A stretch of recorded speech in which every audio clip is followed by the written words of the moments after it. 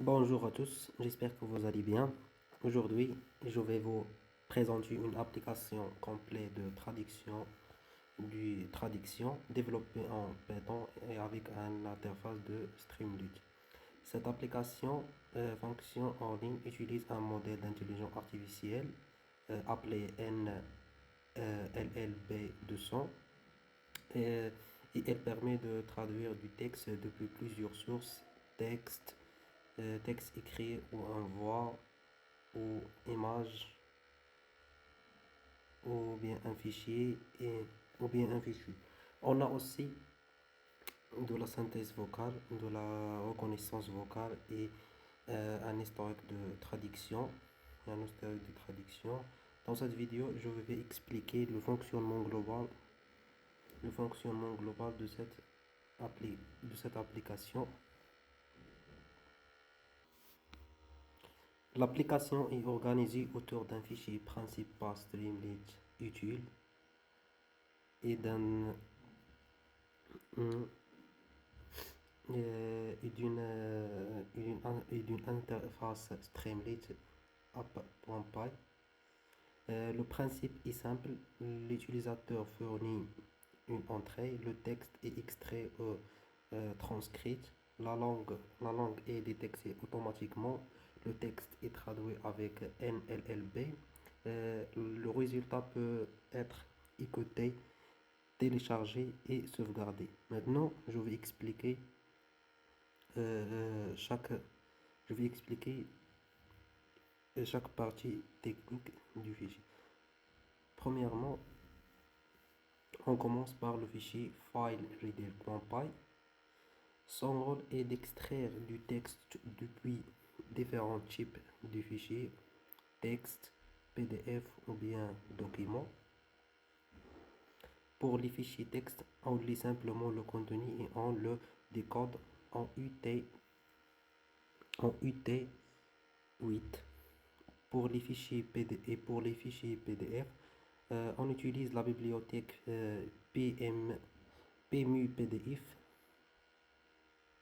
PMU-PDF pour, qui permet de parcourir chaque page et en extraire le texte. À la fin, peu importe le format du fichier, on obtient toujours un texte brut prêt à être traduit. On passe au fichier langage.py. Avant de traduire, il faut savoir dans quelle langue est écrit le texte. C'est le rôle du fichier langage.py. On utilise la bibliothèque, on utilise la bibliothèque LangDetect pour détecter automatiquement la langue du texte. Ensuite, cette langue est convertie en un code compatible avec le modèle NLLB. Par exemple, FR devient Fra-Lachine, AR devient arabe. Si la langue n'est pas reconnue, on utilise l'onglet par défaut. Ici, on passe au fichier translator.py. Ici, on arrive au cœur du projet. Le fichier translator.py utilise le modèle Facebook NLLB 200. Ce modèle est capable de traduire entre plus de 200 langues et elle fonctionne entraînement en hors ligne. Lors de l'initialisation, le modèle détecte automatiquement si un GPO est disponible. Quand on lance une traduction, le texte est tokenisé, la langue source est définie, la langue cible est forcée, le modèle génère la traduction. Le résultat final est ensuite décodé en texte lisible. Le fichier OCR.py permet d'extraire du texte depuis une image. Il utilise Tesseract OCR via la bibliothèque PTesseract. Le système détecte automatiquement le chemin de Tesseract sur Windows. C'est le chemin de Tesseract, c'est mon chemin. Une fois l'image chargée, le texte est reconnu selon la langue choisie, puis envoyé vers le traducteur. On passe le fichier speak.py. Avec le fichier speak.py, l'application peut comprendre la voix humaine. On utilise le modèle ISPER d'OpenAI. L'audio enregistré depuis le micro et transite automatiquement en texte et traduit directement en texte. C'est le résultat ici. On passe au fichier tts.py. Une fois le texte ici, le fichier tts.py utilise Google Text to Speak. Et le texte est converti en audio MP3 stocké temporairement, puis lu directement dans l'interface Streamlit. Cela fonctionne aussi bien pour le texte original et pour la traduction. Et le fichier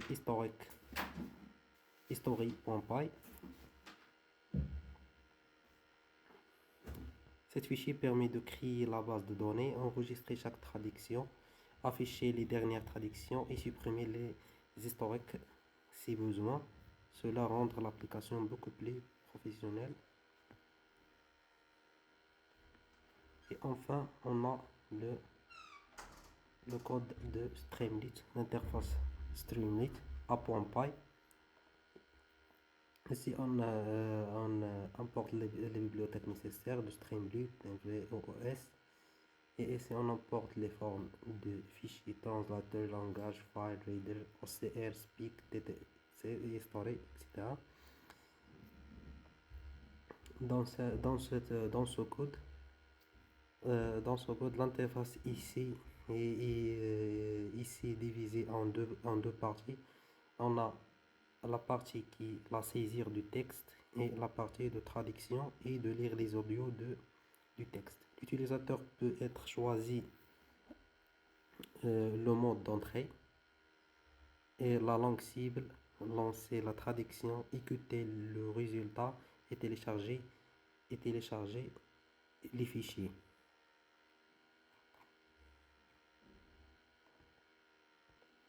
Voilà mon application web de NLL B200 Translator.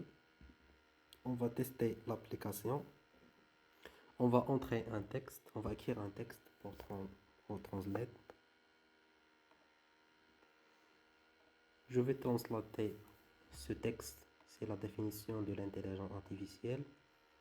Si on va cliquer sur valider, donc on va voir que la langue détectée c'est FR, c'est français.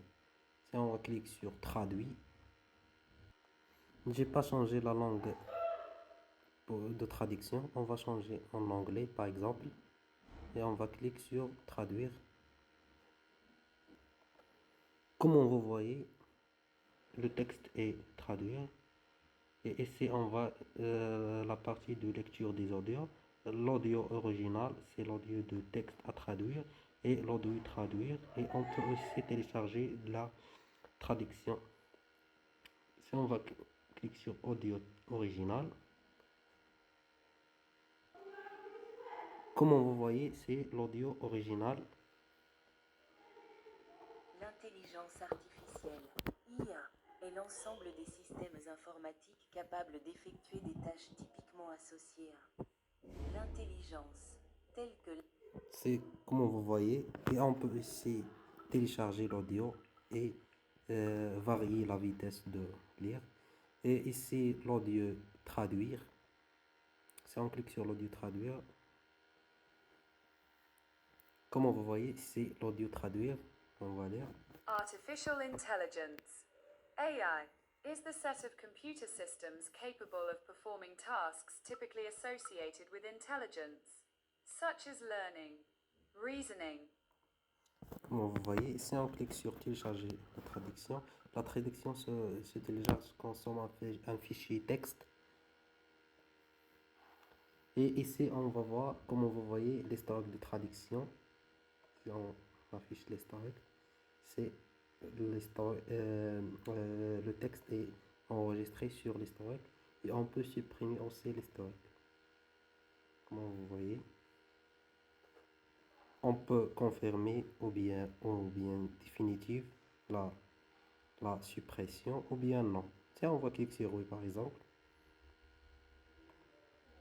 toutes les historiques sont supprimées. Je vais tester mon application par cette image-là, à Godboy. J'ai chargé l'image dans le traducteur. Si on va cliquer sur valider, comme vous voyez, le texte extrait est ici. Et la langue détectée, c'est anglais, comme vous voyez ici. Et c'est là le texte extrait. Si on clique sur traduire, on va changer la langue de traduction. On va choisir par exemple Spanish. Et on va cliquer sur traduire.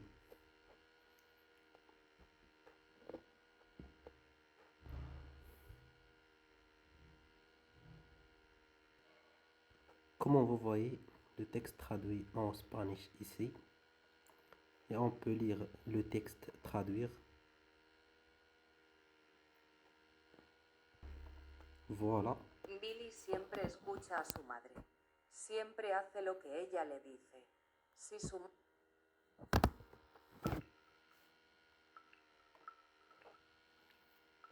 Maintenant, je vais charger un fichier pour tester.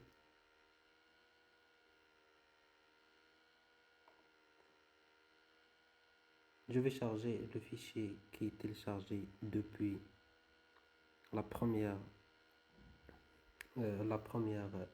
traduction de la définition de l'intelligence artificielle. Si on clique sur valider,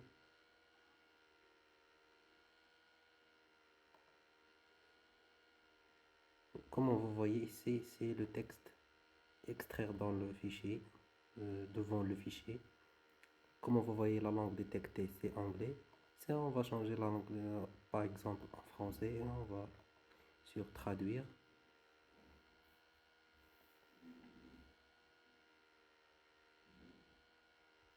Comme vous voyez, c'est le texte traduire. On peut lire la traduction. L'intelligence artificielle, IA, est l'ensemble des systèmes informatiques capables d'exécuter des tâches généralement associées à l'intelligence. Et on peut ici faire la traduction par le voix, le micro. On va dire quelque chose.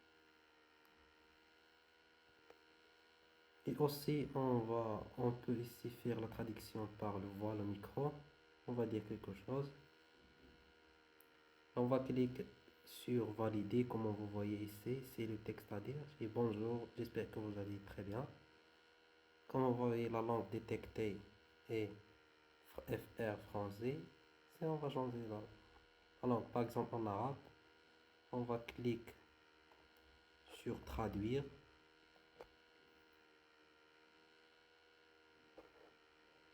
Comme vous voyez, c'est la traduction. Et ici, les historiques de traduction. La dernière traduction. Après aussi. Ici, du fichier texte. Ici, de l'image. Et j'ai fini. Merci pour votre attention.